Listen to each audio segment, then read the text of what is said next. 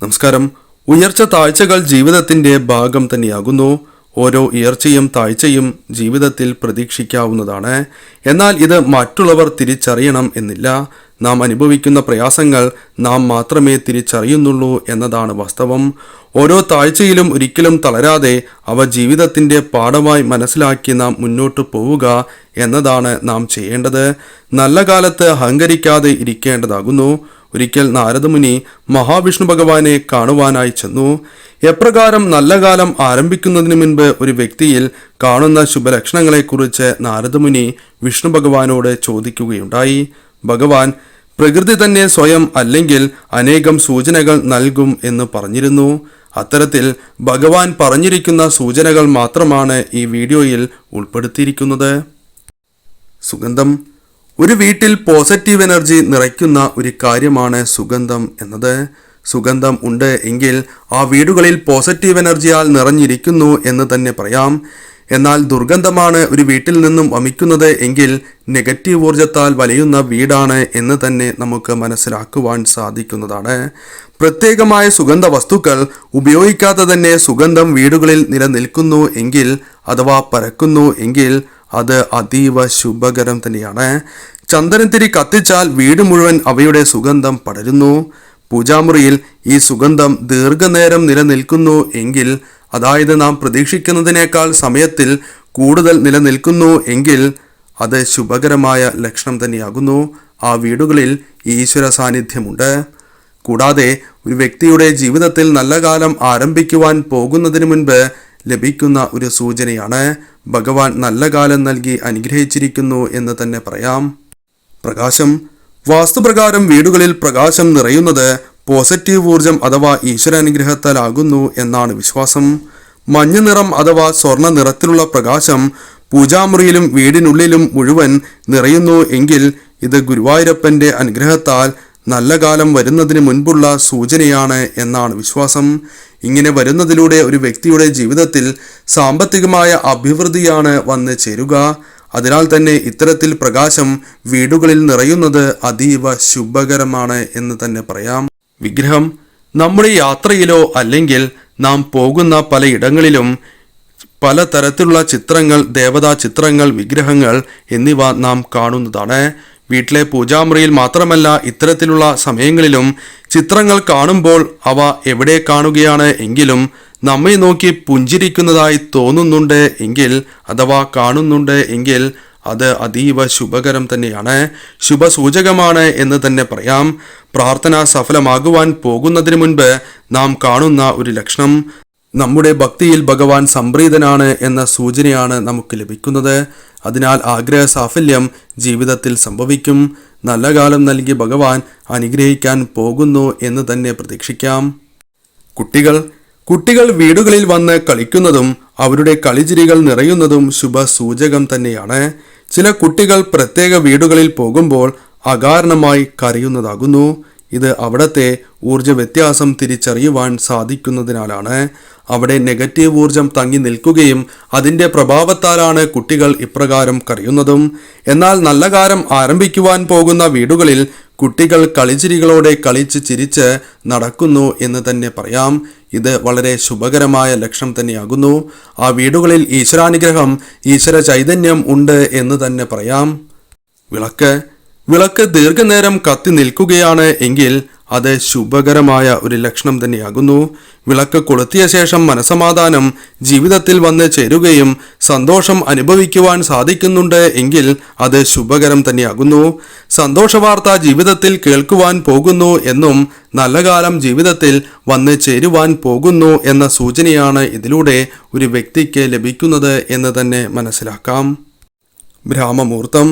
ദൈവികമായ സമയമാണ് ബ്രാഹ്മമുഹൂർത്തം. ഇതേക്കുറിച്ച് വിശദമായ വീഡിയോ മുൻപ് ചെയ്തിട്ടുണ്ട്. ഈ വീഡിയോയുടെ ലിങ്ക് ഡിസ്ക്രിപ്ഷൻ ബോക്സിൽ നൽകിയിരിക്കുന്നു. ഈ സമയം അറിയാതെ നാം ഉണരുകയാണ് എങ്കിൽ അത് ശുഭസൂചകം തന്നെയാകുന്നു. ജീവിതത്തിൽ ഭാഗ്യാനുഭവങ്ങൾ വന്ന് ചേരുവാൻ പോകുന്നു എന്ന വ്യക്തമായ സൂചനയാണ് ഇതിലൂടെ നമുക്ക് ലഭിക്കുന്നത്. അഥവാ ഈശ്വരൻ, ഇഷ്ടദേവത, കൂടാതെ നമ്മുടെ ശ്രീകൃഷ്ണ ഭഗവാൻ നമുക്ക് നൽകുന്നത് എന്ന് തന്നെ പറയാം. 3 ദിവസം അടുപ്പിച്ച് ഉണരുകയാണ് എങ്കിൽ അത് നല്ല കാലം ആരംഭിക്കുന്നതിൻ്റെ ഒരു സൂചകം തന്നെയാകുന്നു. ഇത് നാം അലാറം വച്ച് എണീക്കുകയല്ല ചെയ്യേണ്ടത്. അറിയാതെ എണീക്കുകയാണ് എങ്കിൽ മാത്രമാണ് ഈ ഫലം നമ്മുടെ ജീവിതത്തിൽ വന്ന് ചേരൂ എന്ന് പ്രത്യേകം നാം ശ്രദ്ധിക്കേണ്ടതാണ്. സന്തോഷം. ഒരു വ്യക്തിയുടെ ജീവിതത്തിൽ കാരണങ്ങൾ കൂടാതെ സന്തോഷം നിറയുന്നു എങ്കിൽ അത് ശുഭകരം തന്നെയാകുന്നു. മുഖത്ത് പ്രകാശം നിറയുന്നതാണ്. ഇങ്ങനെ എപ്പോഴും പ്രകാശം മുഖത്ത് നിറയുന്നുണ്ട് എങ്കിൽ അതും വളരെ ശുഭസൂചകം തന്നെയാണ്. എപ്പോഴും ഒരു ചിരി മുഖത്ത് തെളിയുന്നത് ശുഭകരം തന്നെയാണ്. ഇത് നല്ല കാലം നൽകി ഭഗവാൻ അനുഗ്രഹിക്കാൻ പോകുന്നതിന് മുൻപ് നാം കാണുന്ന ഒരു ലക്ഷണം തന്നെയാണ്. ആഗ്രഹങ്ങൾ. നാം ആഗ്രഹിക്കുന്ന കാര്യങ്ങൾ ഇരട്ടിയായി ലഭിക്കുക എന്നതും നാം പ്രതീക്ഷിക്കാതെ ഇത്തരം കാര്യങ്ങൾ ജീവിതത്തിൽ സംഭവിക്കുന്നതും വളരെ ശുഭകരം തന്നെയാണ്. ഒരു വസ്ത്രം ആഗ്രഹിച്ചാൽ നമുക്ക് അതേ രീതിയിലുള്ള പല വസ്ത്രങ്ങൾ പല വ്യക്തിയിൽ നിന്നും സമ്മാനമായി ലഭിക്കുന്നതും ഇത്തരത്തിലുള്ള ശുഭ സൂചന തന്നെയാകുന്നു. പുറത്തു പോകുമ്പോഴും ഒരു കാര്യം നാം ആഗ്രഹിക്കുമ്പോൾ അത് പ്രതീക്ഷിക്കാതെ തന്നെ നമുക്ക് ലഭിക്കുകയാണ് എങ്കിൽ അതും വളരെ ശുഭകരമായ സൂചന തന്നെയാകുന്നു.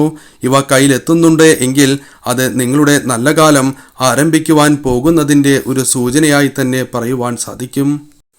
തടസ്സങ്ങൾ. ഒരു വ്യക്തി തടസ്സങ്ങൾ പ്രതീക്ഷിച്ച് മുന്നോട്ട് പോയാലും കുഴപ്പങ്ങളില്ലാതെ ആ കാര്യങ്ങൾ നടക്കുന്നുണ്ട് എങ്കിൽ അത് ശുഭകരമായ ഒരു ലക്ഷണം തന്നെയാകുന്നു. പ്രതീക്ഷിക്കുന്ന തടസ്സങ്ങൾ പോലും ഇല്ലാതെ ശുഭകരമായ ആ കാര്യം ഇവർക്ക് മുന്നോട്ട് കൊണ്ടുപോകുവാൻ സാധിക്കുന്നത് ഭഗവാന്റെ അനുഗ്രഹത്താൽ തന്നെയാകുന്നു. ഇനി അഥവാ തടസ്സങ്ങൾ ഇവരുടെ ജീവിതത്തിൽ വന്ന് ചേർന്നാലും അനായാസം അത് മറികടക്കുവാൻ സാധിക്കുന്നുണ്ട് എങ്കിൽ അത് ശുഭകരമായ ഒരു ലക്ഷണം തന്നെയാകുന്നു. ജീവിതത്തിൽ നല്ല കാലം നൽകി ഭഗവാൻ അനുഗ്രഹിച്ചതിൻ്റെ ഒരു സൂചന തന്നെയാണ് ഇത്. അവസരങ്ങൾ. കഷ്ടകാല സമയത്ത് നാം കഷ്ടപ്പെട്ട് അവസരങ്ങൾക്ക് പിന്നാലെ പോകുന്നു. എന്നാൽ ഭഗവാന്റെ അനുഗ്രഹത്താൽ അവസരങ്ങൾ നമ്മെ തേടി വരുന്നതാണ്. ഇത് നല്ല കാലം സമയത്ത് ഒരു വ്യക്തിക്ക് സംഭവിക്കുന്ന ഗുണകരമായ മാറ്റങ്ങൾ തന്നെയാകുന്നു. ഇത് നല്ല കാലം ഒരു വ്യക്തിയുടെ ജീവിതത്തിൽ ആരംഭിക്കുവാൻ പോകുന്നതിന് മുൻപ് കാണുന്ന ശുഭകരമായ ലക്ഷണങ്ങൾ തന്നെയാകുന്നു. പശു. പുറത്തേക്ക് നാം ഒരു പ്രധാന കാര്യത്തിനായി പോകുമ്പോൾ പശുവിനെ കണി കാണുന്നത് വളരെ ശുഭകരം തന്നെയാകുന്നു. ആ കാര്യം നടക്കും എന്നും ജീവിതത്തിൽ നല്ല കാലം ആരംഭിക്കുവാൻ പോകുന്നു എന്ന സൂചനയാണ് ഇതിലൂടെ പശു നമുക്ക് നൽകുന്നത് എന്ന് നാം മറക്കരുത്. അതിനാൽ തന്നെ ഇത് അതീവ ശുഭകരമാണ് എന്ന് തന്നെ പറയാം. ദേഷ്യം. കഷ്ടകാല സമയത്ത് എന്ത് ചെയ്താലും അത് നടക്കുന്നതല്ല. കൂടാതെ നമുക്ക് പലപ്പോഴും ദേഷ്യം വന്ന് ചേരുന്നതാകുന്നു. എന്നാൽ ദേഷ്യം ഇല്ലാതാവുകയും കാര്യങ്ങളെല്ലാം ശരിയായ രീതിയിൽ നടക്കുകയും ചെയ്യുന്നത് ശുഭകരമായ ഒരു സൂചന തന്നെയാകുന്നു. മുൻപത്തെ അപേക്ഷിച്ച് ദേഷ്യം വളരെ കുറയുന്നതും വളരെ ശുഭകരമായ ഒരു ലക്ഷണം തന്നെയാകുന്നു. ദേഷ്യം വരുന്ന അവസരങ്ങളിൽ പോലും ശാന്തമായി മറ്റുള്ളവരെ അത്ഭുതപ്പെടുത്തും വിധം പെരുമാറുവാൻ സാധിക്കുന്നുണ്ട് എങ്കിൽ അത് നിങ്ങളിൽ ഭഗവാന്റെ അനുഗ്രഹം ഉള്ളതിനാൽ തന്നെയാകുന്നു. ഇവർക്കും നല്ല കാലം നൽകി ഭഗവാൻ അനുഗ്രഹിച്ചിരിക്കുന്നു എന്ന് തന്നെ പറയുവാൻ സാധിക്കും. ഒരു വഴിയിലേക്ക്. ഏതൊക്കെ കാര്യങ്ങൾ നാം ചെയ്യുകയാണ് എങ്കിലും തിരിച്ച് നാം ജീവിതപാതയിലേക്ക് അല്ലെങ്കിൽ പ്രത്യേക ദിശയിലേക്ക് ആരെങ്കിലും വലിക്കുന്നത് പോലെ നമുക്ക് അനുഭവപ്പെടുന്നുണ്ട് എങ്കിൽ അത് ശുഭകരമായ ലക്ഷണം തന്നെയാകുന്നു. അത് ഭഗവാൻ നമ്മെ നേർവഴിക്ക് നടത്തുന്നതാണ്. നമ്മെ നയിക്കുന്നു എങ്കിൽ ഇത് ഭഗവാന്റെ അനുഗ്രഹത്താൽ നമ്മെ പ്രത്യേക വഴിയിലൂടെ സഞ്ചരിപ്പിക്കുകയും ജീവിതത്തിൽ സകല സൗഭാഗ്യങ്ങളും നൽകി ഭഗവാൻ അനുഗ്രഹിക്കുകയും ചെയ്യുന്നതാണ്. ഇതിനുള്ള ഒരു വഴി ഭഗവാൻ നമുക്ക് കാട്ടിത്തരുന്നതാകുന്നു. അതിനാൽ ഇങ്ങനെ ചെയ്യുന്നവർക്കും അഥവാ ഇങ്ങനെ അനുഭവപ്പെടുന്ന വ്യക്തികൾക്കും ഭഗവാൻ നല്ല കാലം നൽകി അനുഗ്രഹിച്ചിരിക്കുന്നു എന്ന് തന്നെ പറയാം. മൃഗങ്ങൾക്ക് മനുഷ്യരെക്കാൾ പെട്ടെന്ന് നെഗറ്റീവ് ഊർജത്തെയും പോസിറ്റീവ് ഊർജത്തെയും തിരിച്ചറിയുവാൻ സാധിക്കുന്ന ജീവികൾ തന്നെയാകുന്നു.